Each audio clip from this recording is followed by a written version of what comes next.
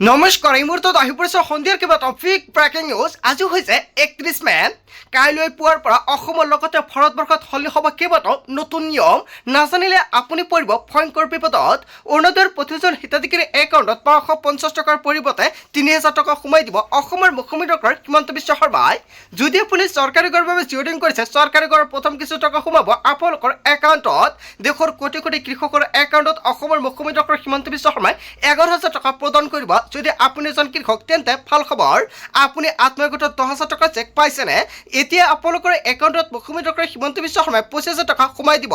কাইলৈৰ পৰা ৰেচন কাৰ্ডৰ কেইবাটাও নতুন নিয়ম সলনি হ'ব। লগতে কেইবাটাও ৰাজনৈতিক খবৰৰ লগতে অৰাজনৈতিক খবৰ যুগুত কৰা হৈছে। আজিৰ দিনটোত গোটেই অসম তথা ভাৰতৰ বিভিন্ন প্ৰান্তৰ পৰা যুগুত হৈছে কেইবাটাও ডাঙৰ খবৰ। এনেবোৰ খবৰ নিতৌ পাই থাকিবলৈ চেনেলটি ছাবস্ক্ৰাইব কৰি ভিডিঅ'ত এটা লাইক কৰিবলৈ নাপাহৰিব। আজিৰ আমাৰ প্ৰথম খুবেই গুৰুত্বপূৰ্ণ খবৰ হৈছে অসমবাসীৰ বাবে এটা ডাঙৰ খবৰ। একজনৰ পৰা দেশত আহিব 5 টকাকৈ নতুন পৰিৱৰ্তন। বিত্তীয় আৰু ব্যৱসায়িক নিয়ম সলনি হ'ব একজনৰ পৰা। কাইলৈ হৈছে 1 জুন। কাইলৈৰ পৰা ঘৰৰ পৰা ওলাওঁতে আপুনি সাৱধান হওক। কাইলৈৰ পৰা আপোনাৰ ডাইৰেক্ট পকেটত প্ৰভাৱ পৰিব। দেশবাসীৰ জীৱনত যাপনত পৰিব ভয়ংকৰ প্ৰভাৱ। LPG চিলিণ্ডাৰৰ দামৰ পৰা বেংকিং নিয়ম আৰু চলাৰ আৰু পশুপালন আঁচনিলৈকে সকলোতে হ'ব বৃহৎ পৰিৱৰ্তন। পাকঘৰৰ পৰা পকেটলৈকে সকলোতে প্ৰভাৱিত কৰিব এই পৰিৱৰ্তনে। নতুন পৰিৱৰ্তনৰ সৈতে আগবাঢ়িবলৈ পৰিকল্পনা কৰক আৰু ঘৰৰ মাহেকীয়া নতুন বাজেট আপুনি তৈৰি কৰক। 1 জুনৰ নিশাই মুকলি হ'ব LPGৰ নতুন নিৰিখ। হয়, এটা ডাঙৰ খবৰ আহি পৰিছে। যদি আপোনাৰ ঘৰত LPG গেছ কানেকশ্যন আছে তেনে ক্ষেত্ৰত আপোনাৰ বাবে নতুন নিয়ম সলনি হৈছে। এতিয়াৰ পৰা নতুন নিয়মেৰে আপুনি লাভ কৰিব LPG কানেকশ্যন। প্ৰধানমন্ত্ৰী সূৰ্যঘৰ আঁচনি সন্দৰ্ভত আহিব নতুন খবৰ। এইবাৰ বৃদ্ধি হ'ব পাৰে LPGৰ ঘৰুৱা আৰু ব্যৱসায়িক চিলিণ্ডাৰৰ মূল্য। যদি আপোনাৰ ঘৰত LPG গেছ কানেকশ্যন আছে, আপোনাৰ ঘৰৰ LPG গেছ কানেকশ্যনৰ মূল্য বৃদ্ধি হোৱাৰ সম্ভাৱনা।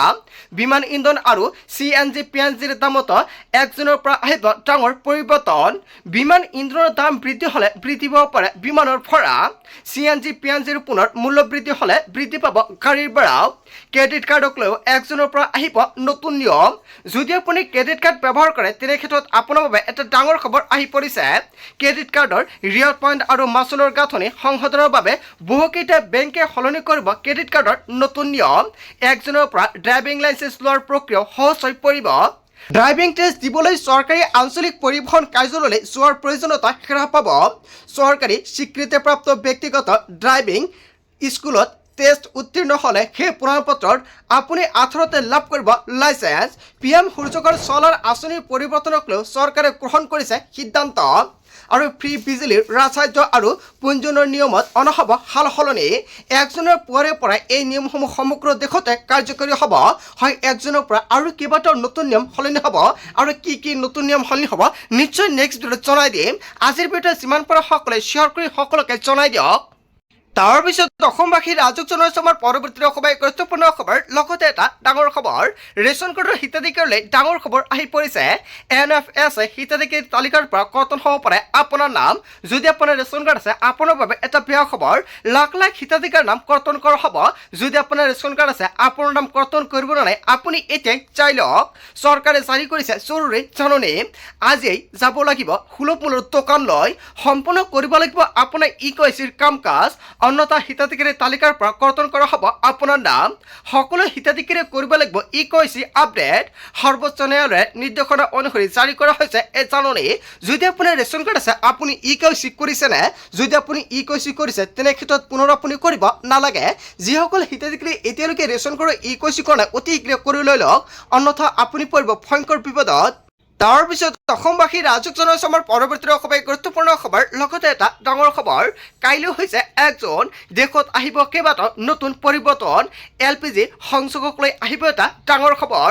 বাতিল হ'ব পাৰে বহু লোকৰ গেছ কানেকশ্যন। যদি আপোনাৰ ঘৰত গেছ কানেকশ্যন আছে আপোনাৰ বাবে এটা বেয়া খবৰ। আপোনাৰ গেছ কানেকশ্যনটো কৰ্তন কৰিব পাৰে।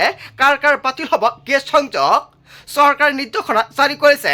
চৰকাৰৰ নিৰ্দেশ অনুসৰি PNG আৰু LPG দুয়োবিধ ৰন্ধন গেছৰ সংযোগ একেটা পৰিয়ালতে ৰাখিব নোৱাৰিব এতিয়াৰ পৰা। PNG সংযোগ পোৱাৰ 30 দিনৰ ভিতৰতে LPG সংযোগ প্ৰত্যাহাৰ কৰিব লাগিব গ্ৰাহকসকলে। চলিত বৰ্ষৰ মাৰ্চ মাহ পৰ্যন্ত প্ৰায় 6.5 লাখ নতুন PNG সংযোগ প্ৰদান কৰিছে দেশতে। আৰু বহু পৰিয়ালে PNG সংযোগ লোৱাৰ পাছতো LPG ব্যৱহাৰ অব্যাহত ৰাখিছে। তেল বিপণন কোম্পানীসমূহে দ্বৈত সংযোগ ব্যৱহাৰ কৰা পৰিয়ালসমূহক চিনাক্ত প্ৰক্ৰিয়া অব্যাহত ৰাখিছে। LPGৰ কলাবজাৰ ৰোধ কৰিবলৈ তেল কোম্পানীসমূহে গ্ৰহণ কৰিছে এই ব্যৱস্থা। LPG চিলিণ্ডাৰ বুকিঙৰ বাবে নিৰ্ধাৰণ কৰা হৈছে নতুন সময়সীমা। নগৰ অঞ্চলৰ গ্ৰাহকসকলে 21 দিনৰ পৰিৱৰ্তে 25 দিনলৈ বৃদ্ধি কৰা হৈছে বুকিঙৰ সময়সীমা আৰু গ্ৰাম অঞ্চলৰ গ্ৰাহকসকলৰ বাবে 45 দিনৰ পৰিৱৰ্তে এতিয়া সময়সীমা বান্ধি দিয়া হৈছে। আৰু এই বছৰত সৰ্বাধিক 12টা ৰাজ্যযুক্ত ঘৰুৱা LPG ব্যৱহাৰ কৰিব পাৰিব আপুনি। 12টাতকৈ অধিক চিলিণ্ডাৰ ক্ৰয় কৰিলে ভৰিব লাগিব বজাৰৰ মূল্য। নতুন LPG সংযোগ ল'লে ভৰিব লাগিব ৰেগুলেটৰ পাইপ আৰু ইনষ্টলেশ্যন খৰচ। আৰু কাইলৈৰ পৰা দেশত কাৰ্যকৰী হ'ব বহুকেইটা নতুন নিয়ম। ইয়াৰ ভিতৰত LPG গেছৰ কেইবাটাও নতুন নিয়ম সলনি হ'ব। তাৰ পিছত অসমবাসী ৰাজক জনাইছে আমাৰ পৰৱৰ্তী অসমৰ গুৰুত্বপূৰ্ণ খবৰ। লগতে এটা ডাঙৰ খবৰ, মাজত মাত্ৰ কেইটামান ঘণ্টা বাকী আছে। জুন মাহৰ পৰাই ৰাজ্যত পুনৰ চলিব বৃহৎ উচ্ছেদ অভিযান। উচ্ছেদৰ পূৰ্বে নিজ নিজে আঁতৰি যাওক বেদখলকাৰী, অন্যথা চৰকাৰৰ ফালৰ পৰা বৃহৎ ব্যৱস্থা গ্ৰহণ কৰিব। অসমৰ মুখ্যমন্ত্ৰী ডক্টৰ হিমন্ত বিশ্ব শৰ্মাই চৰকাৰে কৰিছে বৃহৎ ঘোষণা। অন্যথা ব্যাপক হাৰত বেদখলকাৰীৰ ওপৰত চলিব বুলডোজাৰ একশ্যন। গোৱালপাৰা জিলাত চলিব বৃহৎ উচ্ছেদ অভিযান। উচ্ছেদ অবিহনে গোৱালপাৰা জিলা শান্তি সম্প্ৰীতি শৃংখলাৰ বাতাবৰণ নাহে বুলি মন্তব্য কৰিছে। সুৰক্ষা উন্নয়ন আৰু সম্প্ৰীতিৰ সৈতে সমান্তৰালভাৱে চলিব উচ্ছেদ অভিযান। এই মন্তব্য কৰিছে বিজেপি বিধায়ক টংকেশ্বৰ ৰাভাই। হয় বন্ধু বান্ধৱসকল, আচলতে গোৱালপাৰা জিলাত উচ্ছেদ অভিযান চলাব লাগে নে নাই জনতাৰ মন্তব্যটো কমেণ্ট বক্সত জনাই দিব। তাৰ পিছত অসমবাসী ৰাজক জনাইছে আমাৰ পৰৱৰ্তী অসমৰ গুৰুত্বপূৰ্ণ খবৰ। লগতে এটা ডাঙৰ খবৰ, ভাৰতৰ আকাশত 3000 কিলোমিটাৰ জোৰে বিশাল মেঘৰ তৰল। হয়, এটা বিগ ব্ৰেকিং নিউজ আহি পৰিছে। ভয়ংকৰ গৰমৰ মাজতে এটা ডাঙৰ খবৰ আহি পৰিছে। কৃত্ৰিম উপগ্ৰহে প্ৰাণ কৰিছে বিশেষ ছবি।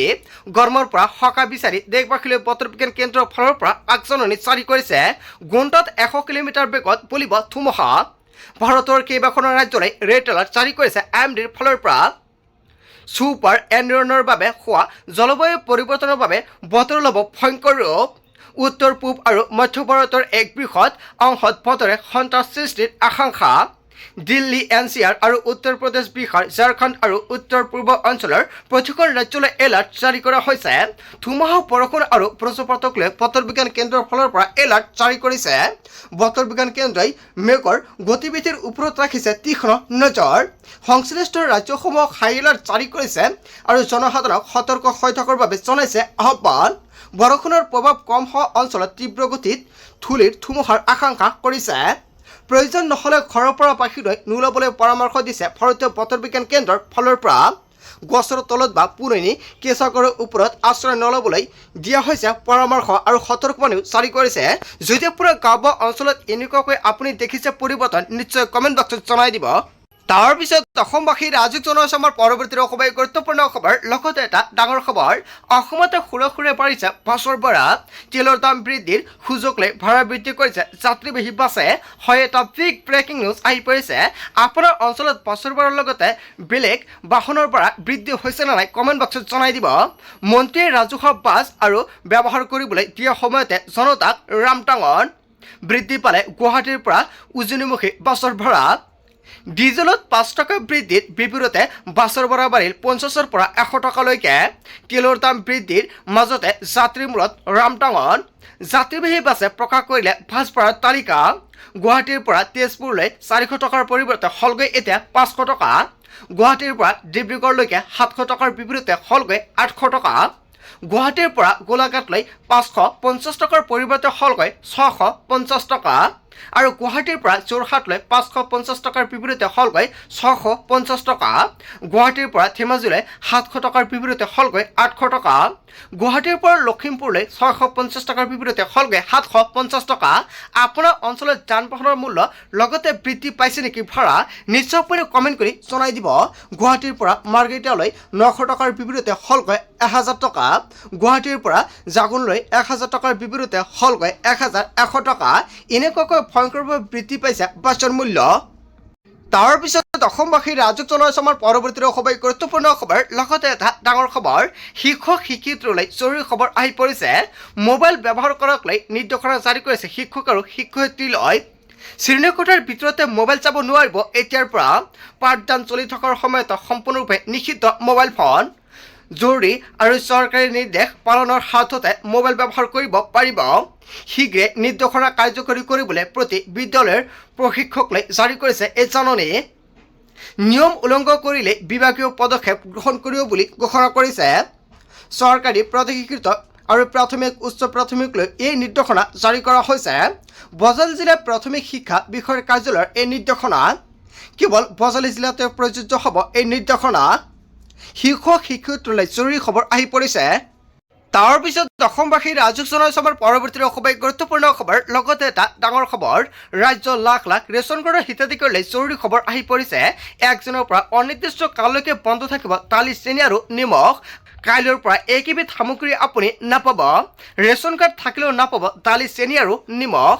ৰেচনৰ 70 লাখ হিতাধিকাৰীয়ে বৰ্ধিত মূল্যতে ক্ৰয় কৰিব লাগিব এই সামগ্ৰী। দুদিন পাছতে এই তিনিবিধ সামগ্ৰী বন্ধৰ নিৰ্দেশনা। সুলভ মূল্যৰ দোকানসমূহত উপলব্ধ নহ'ব এই সামগ্ৰী। ৰাজ্য চৰকাৰে চাউলৰ লগতে এই তিনিবিধ সামগ্ৰী প্ৰদানৰ কৰিছিল ঘোষণা। এই পৰ্যন্ত ৰেচন কাৰ্ডত প্ৰদান কৰি থকা হৈছিল এই সামগ্ৰী।